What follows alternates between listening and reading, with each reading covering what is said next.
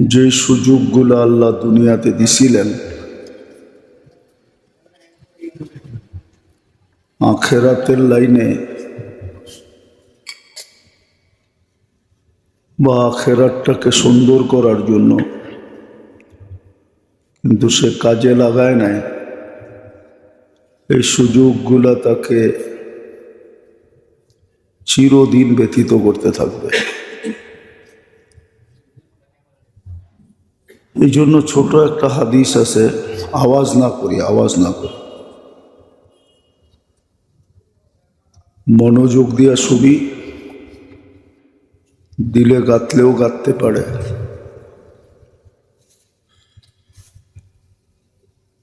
আজকের পরিবেশটা এরকম হয়ে গেছে,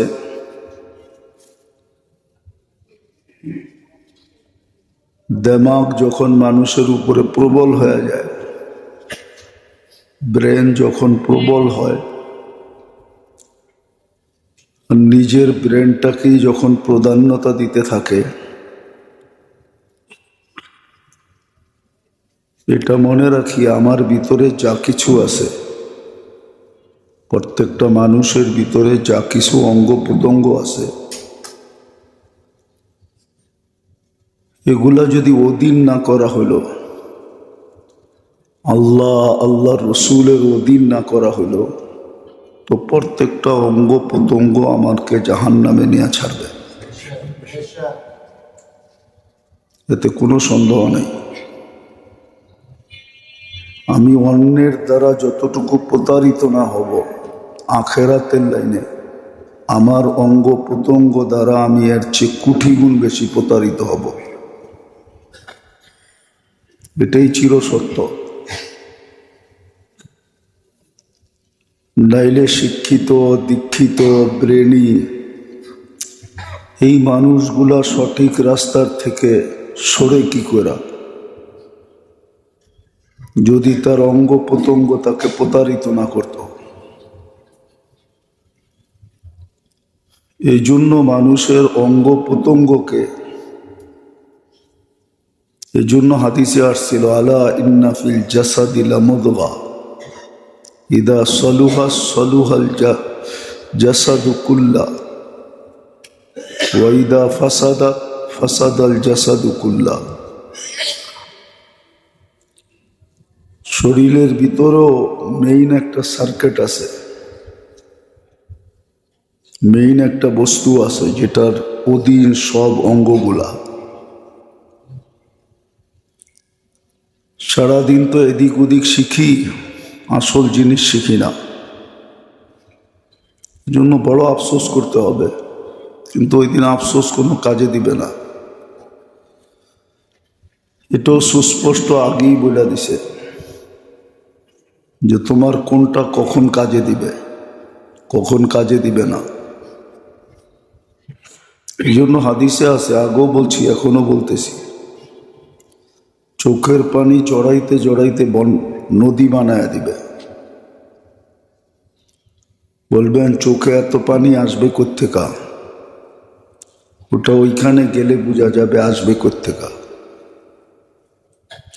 কোত্থেকা আসবে ওর সময় বোঝা যাবে। যে আল্লাহ এক ফোঁটা পানিকে এত সুন্দর একটা মানুষের রূপ দিতে পারে, আর অঙ্গ প্রত্যঙ্গ গুলাকে এরকম সিস্টেমে চালাইতে পারে, যার ভিতরে চলার কোনো উপাদান নাই।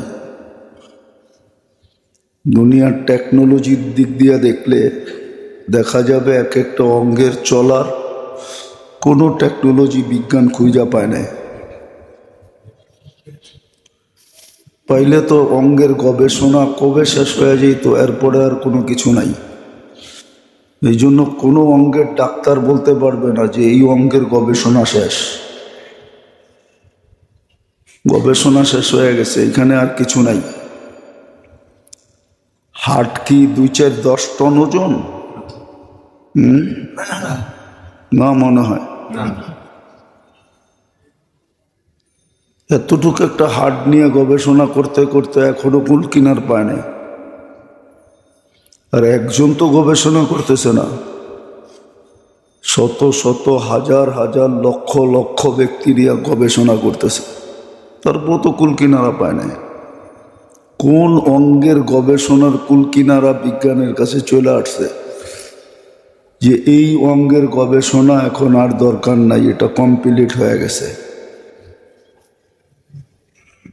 তাইলে এটাই বোঝা উচিত যে এক একটা অঙ্গের ভিতরে আল্লাহ পাক, এটা প্রযুক্তি দিয়ে চলে না,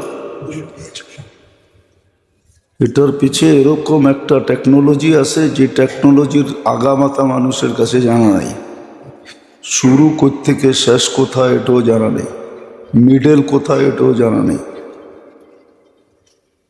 বিদায় যেটা বুঝাইতেছিলাম, আমরা আমাদের অঙ্গ প্রত্যঙ্গ দ্বারা যতটুকু প্রতারিত হব বা হইতেছি, বাহিরের লোক দ্বারা এতটুকু প্রতারিত হওয়া সম্ভব না।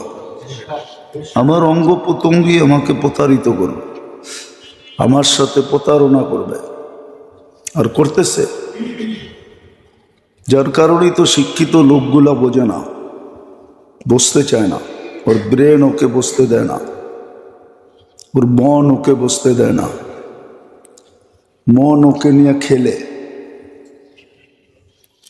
ব্রেন ওকে নিয়ে খেলে, বিদ্যা ওকে নিয়ে খেলে। যেটা বিদ্যাই ছিল না ওটাকে বিদ্যা বানায় এখন বিদ্যা ওকে নিয়ে খেলতে থাকে। সারাদিন খেলে, খেলতে খেলতে জাহান্নামে ঢুকায়া দিয়া তারপরে ক্ষান্ত হবে, এর আগে ক্ষান্ত হবে না।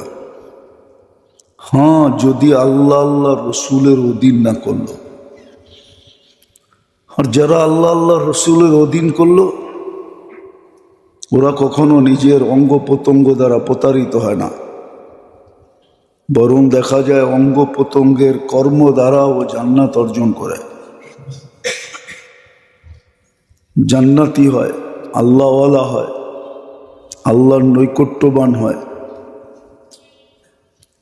তো যেটা বুঝাইতেছিলাম, দুনিয়ার সুযোগ সুবিধা ব্যবহার না করলে এই ছোট জীবনে আমাকে যতটুকু না কাঁদাবে, আখেরাতের লাইনের সুযোগ সুবিধা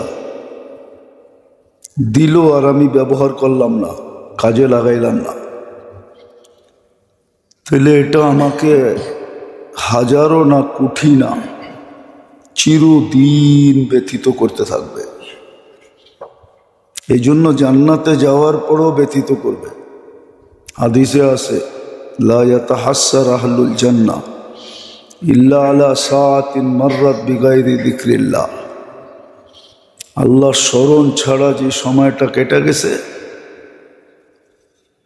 স্মরণ ছাড়া যে সময়টা কেটে গেছে, ওই সময়টা জান্নাতও ব্যথিত করবে। কেননা জান্নাতের মর্যাদাই হবে, পজিশন হবে এটার উপরে ভিত্তি করা কে সময়টাকে কত কাজে লাগাইল। এই জন্য আল্লাহর ইহসান যে আল্লাহ মানুষের সামনে সুযোগ নিয়ে আসেন, না আনলে করার কিচ্ছু ছিল না। মানুষ কি চোখে দেখে না? এই জন্যই তো কোরআন বলছে, লাহুম আয়ুনুন লা ইউবসিরুনা বিহা। চোখ তো দিছিলাম, ও দেখে না।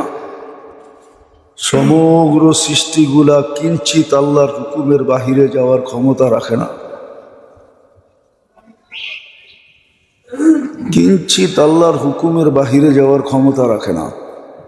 কোন সৃষ্টি আল্লাহর বিরোধিতা করে না। মা মিন শাইইন ইল্লা ইউসাব্বিহু বিহামদি রাব্বি, 24 ঘন্টা গুনগান গায়। আবার এটাও সুস্পষ্ট করছে, ওয়ালাকিন লা তাফকাহুনা তাসবিহাহুম। কখনো তোমরা আওয়াজই শোনো না, আর কখনো আওয়াজ শুনলে তোমরা বোঝো না, অথচ তোমাদের দুনিয়ার ভিতরই এরা থাকে। এক দেশের মানুষই তো আরেক দেশের মানুষের ভাষা বোঝে না। আপনি গরু ছাগলের ভাষা বুঝবেন কোত্থেকা? আল্লাহ বলে তোমরা বোঝো না, কিন্তু ও গুনগান গায়, ও খামাখা চিল্লাচিল্লি করে না। এই জন্য 2-4টার তথ্য আমাদেরকে দিছেন, যেমন বাইজিদ বোস্তামি রহমতুল্লাহ আলাইহি দিছেন, কুকুর মানুষকে দেখলে সতর্ক করে, যে আমি তো মাটি হয়ে যাব, তুই তো জাহান্নামের ইন্ধন হবি। আনকিদ নফসাকা মিন গাযাবিল জব্বার, তুই তোকে বাঁচা। এরকম 2-4-10টার তথ্য মানুষকে দিছে, বাকিগুলার দেয় নাই, বলে দিছে বুঝবা না।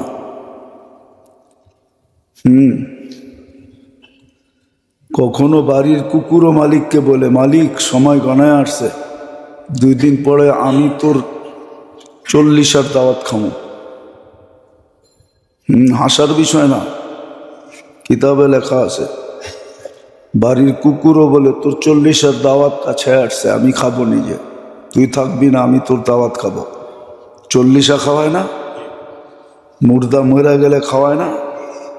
বাড়ির কুকুর পর্যন্ত মালিককে বলে দেয়, ও জানে না, ও মনে করছে আমাকে দেখে এমনি আওয়াজ করছে, গেউ গেউ করছে, আসলে তা না। কুকুর আগেই চেনা ফেলছে,